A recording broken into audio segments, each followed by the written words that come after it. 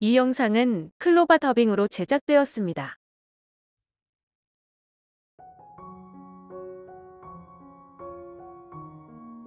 34. 하나님이 도우신다. 2000년 3월 5일에 처음으로 빌라 지하방 가정에서 예배를 드리기 시작했습니다. 교회 설립을 인증받기 위해 전화를 걸었습니다. 선교부 담당 목사님께서 말씀해 주십니다. 개척교회 설립 요건을 자세히 들려주시며 지방의 내규에 명시된 대로 모든 조건을 충족시켜야 한다고 하십니다. 예, 알겠습니다. 목사님 수고하세요. 인사를 드리고 맥이 풀려 힘없이 수화기를 내려놓았습니다. 앞이 캄캄합니다. 막다른 길입니다. 더 이상 길이 보이지 않습니다. 10개가 넘는 준비해야 할 서류와 조항이 있었는데 저는 모두가 자격 미달입니다. 첫째, 셀의 입교인 15인 이상 출석. 둘째, 지방에 도움 없이 자립할 수 있는 재정 여건 마련. 셋째, 개척자금 3천만 원 정도 마련되어 있을 것. 넷째, 평수 40평 이상의 교회 임지 마련 등 굵직한 내용의 지방 내규 내용들 중 하나도 조건을 충족시키지 못했습니다.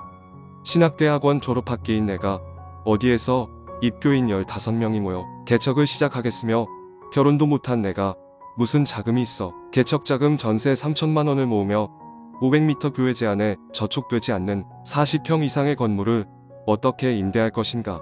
얼어붙은 땅에 꽃이 피어나길 바라는 상황처럼 그저 아득할 뿐이었습니다. 지방 내규 충족을 위해 파송받지도 못하고 개척 설립도 못 받고 그렇게 1년간 눈물로 기도했습니다. 지방 내규를 어떻게 충족시킬 수 있나. 아무것도 할 수 없는 일이었습니다. 그저 1년 동안 엎드려 하나님만 바라보며 울부짖으며 통곡하며 울고불고 기도하고 또 기도했습니다. 불가능을 가능케 하시는 하나님의 은혜를 구했습니다. 순간순간 절망하며 포기할까 고민도 걱정도 많이 했지만 마음 약해질 때마다 입술 깨물며 인내하며 지방의 내규라는 난공불락 철옹성 여리고성 요새 같은 불가능에 도전했습니다. 그리고 하나님 붙들고 울고 또 울었습니다. 내가 믿을 건 하나님의 도우심 밖에는 없었던 것입니다. 눈물과 서러움의 시간이 화살처럼 흐르고 1년 후가 되었습니다. 첫 예배를 드리며 교회를 시작한 그 빌라 지하세 방에서 양동이 두 동이 분량은 넘게 눈물을 흘렸을 겁니다. 기적이라고 밖에는 표현하기 어려운 일들이 벌어졌습니다. 3년, 5년 목회를 해도 15명의 입교인을 만들기가 여간 어려운 일이 요즘의 개척교회의 현실인데 입교인 15명을 넘었습니다. 개척자금 3천만 원이 모아졌습니다. 48평의 상가 지하를 임대할 수 있게 되었습니다. 기도의 힘, 눈물의 힘으로 에베레스트 같은 험준한 큰 산을 하나 넘은 것입니다. 하나님은 자녀의 기도에 마음 약하십니다.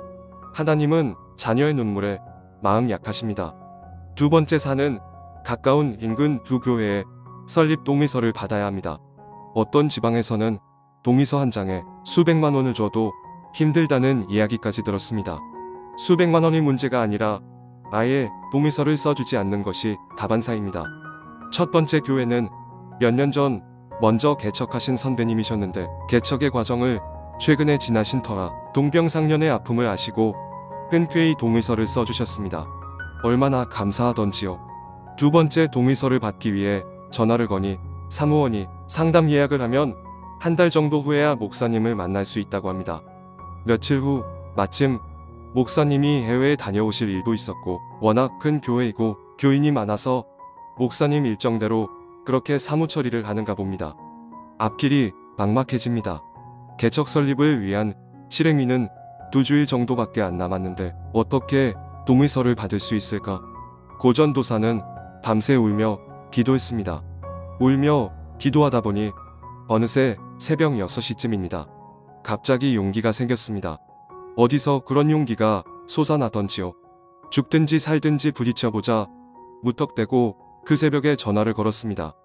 개인적으로 한 번 뵙기도 힘든 그분, 악수 한 번 해보기도 어려운 1000명 모이는 큰 교회 목사님에게 동의서를 받기 위해 무턱대고 새벽 전화를 한 것입니다. 그 당시로선 상상 못할 큰 모험을 감행한 것입니다. 처음엔 사모님인 듯 하신 여자분이 받으시고 곧 이어 목사님을 바꾸어 주십니다. 불현듯 새벽에 받으신 전화라 조금은 놀라신 듯 누구냐고 물으시고 무엇 때문에 전화를 했는지를 물으십니다. 목사님을 꼭 만나 뵈어야 하는 전도사라고 말씀을 드렸더니 잠시 침묵이 흐르다가 수화기에서 흘러나오는 목사님의 대답은 그럼 오늘 9시까지 교회로 오라고 하십니다. 그때밖에 시간이 없다고 하십니다. 그 목사님이 해외로 가시기 전날의 일입니다. 그렇게 해서 꿈만 같던 동의서를 받을 수 있게 되었습니다. 이렇게 해서 두 번째 산을 힘겹게 넘었습니다. 세 번째 산은 실행위에서 서류가 심의되고 통과되는 일입니다. 아무리 조건이 충족되고 서류가 준비되었어도 실행위에서 반대가 있으면 모든 것은 물거품이 됩니다. 모든 심사 서류가 준비되고 드디어 실행위가 열렸습니다. 그 심사를 기다리며 문 밖에 서서 기다리던 저는 하나님께 기도를 드렸습니다. 이 말씀을 마음속으로 되뇌이며 두 손 모아 간절히 하나님께 기도를 드렸습니다. 그 짧은 몇 분 동안이 내게 몇십 년처럼 느껴지고 머리카락이 다 휘어지도록 가슴 졸이는 시간이었습니다. 실행위원 8명 중 2분이 못 오신 가운데 심사는 무사히 끝나고 한 차례의 박수 소리가 문 밖에 서 있는 내 귓가로 흘러나오고 실행위원 되시는 목사님, 장로님들이 밖으로 나오시며 도우리 교회 설립이 인준 통과되었다고 하셨습니다. 모든 실행위원 목사님, 장로님들이 나오셔서 열심히 목회하라며 따뜻한 웃음과 격려로 축하해 주십니다. 얼마나 감사하고 기쁘던지요. 내 눈가에 감격의 눈물이, 기쁨의 눈물이 그렁그렁 맺힙니다. 잔뜩 긴장하고 있던 제 어깨를 툭 치시며 선배님 되시는 지방 서기 목사님이 웃으시며 말씀하십니다. 그동안 수고했네.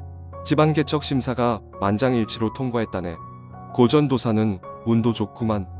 무분별하게 미자립 교회를 양산하지 말자고 해서 만든 이 지방 내 교회 적극적으로 참여하신 분들이고 줄곧 새로운 교회 개척에 부정적 입장을 가지셨던 핵심 멤버 2분이 특별한 개인 사정으로 오시지 못했다고 합니다. 그래서 운도 좋았다고 하십니다. 그동안 마음고생 많이 했지. 정말 오래 기다리고 고생했다며 저보다 더 많이 축하해 주십니다. 하나님의 예비하심이 느껴졌습니다. 서기 목사님에게 감사했습니다. 감리사님과 실행위원 모두에게 감사했습니다. 비록 반대를 하시기는 했지만 참석 못한 실행위원 2분에게도 감사했습니다. 또한 그 2분에게 바쁜 일을 주신 하나님께 정말 감사했습니다. 눈물 많은 전도사, 또 눈물이 흐르기 시작합니다. 감사해서 눈물이 흐릅니다. 환경을 탓하고 세상을 탓하지 말아야 합니다. 주님을 바라보며 나아가야 합니다. 주님을 바라보며 나아가야 합니다. 하나님께 엎드리니 살 길이 보입니다. 주님을 바라보면 살 길이 열립니다. 처음 교회 개척을 하고 나서 제일 마음 상했던 부분 중에 하나는 지방회에서 우리 교회에 전혀 지원을 하지 않는 사실이었습니다. 물론 개척 설립을 하기 위해 여러 서류를 준비하며 지방 행정을 맡은 선배 목사님들로부터 개척을 승인받기 위해선 자립할 수 있는 근거를 가져오라 하시며 마지막 절차엔 자립할 것을 약속하면 개척 승인도 될 수 있고 개척인가를 심의하는 실행위원회도 무사히 통과할 수 있다고 하셨습니다. 만 1년을 파송도 받지 못하고 보낸 세월이었는데 비록 지원은 받지 못하더라도 이번엔 꼭 교회는 설립 승인 받고 세워야 하겠기에 그렇게 하겠다고 구두로 약속한 바 있습니다. 그러고 나서 막내이지만 지방 식구가 되었고 교역자가 되고 나서 지방 내 미자립 교회 지원 사정 현황을 소상히 알게 되었습니다. 지방 내 10여 개가 넘는 교회가 미자립이라는 이름으로 월 50만 원씩 생활비를 받고 있었던 것입니다. 처음 전도사 시절부터 지금은 목사님이 되셨는데 작게는 3년, 많게는 5년 이상을 그렇게 지원을 받아오고 계셨습니다. 나는 전도사이고 이제 막 개척한 목회 초년생인데 교인이 어디 있겠으며 생활 대책이 어디 있겠습니까? 그런데 나보다 좋은 조건을 지니신 목사라는 권위, 우리 교회보다 3배, 4배는 많은 교인들을 가지고 있는 교회는 여전히 지원을 받고 있는 현실이 내겐 납득이 되지 않았습니다. 나는 무엇 때문에 소외되었고 모든 혜택에서 제외되었을까? 이유는 단 한 가지였습니다. 더 이상의 미자립 개척교회를 양산하지 않기 위해 고심해서 만든 지방 내 내교가 있었습니다. 나중에 제일 나중에 개척했다는 이유로 법의 보호를 받지 못하고 소외되어 떠밀려 났던 것입니다. 단 한 푼의 지원도 없이 버텨낸 1년. 그렇게 서글프고 어렵던 서리 전도사의 시절이 지나가고 준회원으로 허입하는 새해가 밝았습니다. 여러 어른 목사님들이 고전도사의 사정 이야기를 듣고 가능한 한 도와보자고, 최소한의 작은 지원이라도 해보자고 이야기들이 오고 갔습니다. 당연히 받게 되어야지, 아니 받아야 된다고 위로를 하십니다. 더 이상 걱정하지 말라며 다 잘 될 거라고 말씀하시는 여러 목사님들의 격려 속에서 그동안 서러웠던 내 마음에도 긍정적인 기대감이 생겨났습니다. 그렇게 새해 2002년 2월 지방회가 개최되고 회의 자료짐을 보니까 36개 교회 중 유일한 제일 막내 교회 막내 전도사는 또 한 번 말할 수 없는 소외감을 겪었습니다. 여전히 생활비 지원에서 제외되었던 것입니다. 목회의 세상도 일반 세상의 일들처럼 냉혹하다는 것을 뼈저리게 느꼈습니다. 지원받고 있던 형편이 넉넉한 목사님들 교회 중 그 기득권을 포기하고 양보하는 이는 한 분도 안 계셨습니다. 그렇게 허망하게 지방회가 끝나고 이 속사정 누구에게 고할 수 있겠습니까? 어느 목사님, 어느 교회에 가서 하소연할 수 있겠습니까? 그저 버머리낸 가슴 앓듯이 가슴만 아리고 서러워졌습니다. 그날 저녁도 침상에서 서러워서 울었습니다. 꺼이꺼이 목 놓아 두어 시간 실컷 울어보았습니다. 씩씩하고 사내다운 고전도사가 운 것은 하나님과 집사람 말고 이 사실을 아는 이는 세상에 아무도 없습니다. 하나님, 목사님들이 이럴 수 있습니까? 지금 큰 교회를 하시는 선배 목사님들도 분명 처음엔 밥 못 먹고 전도사라 서럽고 교인 없어 서럽던 그 시절이 계셨을 텐데 그 어렵던 시절을 다 잊으셨나 보네요 하며 애꿎은 하나님만 붙잡고 보채는 어린애처럼 울고 또 울었습니다.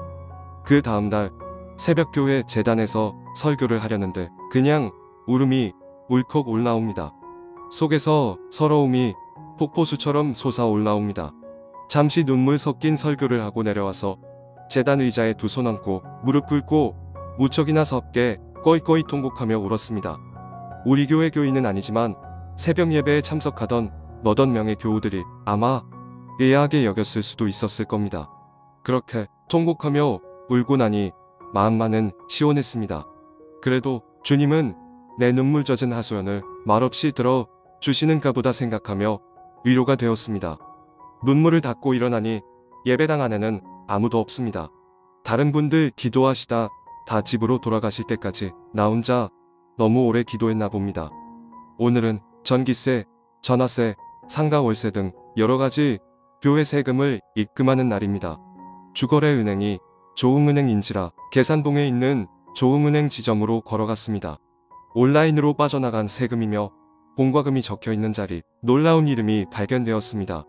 분명 통장에는 서울에 있는 유명한 큰 교회인 땡땡교회 이름과 입금자인 그 교회 담임 목사님의 이름 석자가 연이어 기록되어 들어와 있는 것입니다.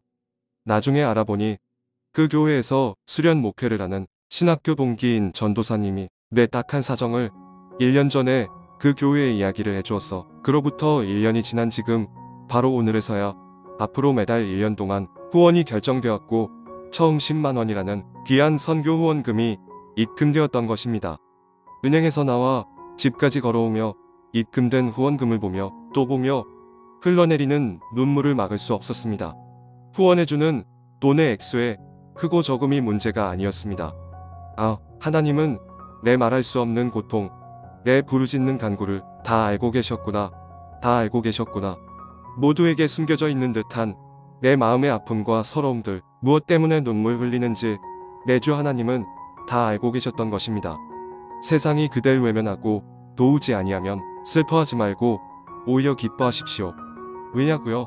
바로 그때 하나님이 도우시기 때문입니다. 하나님이 나를 도우십니다.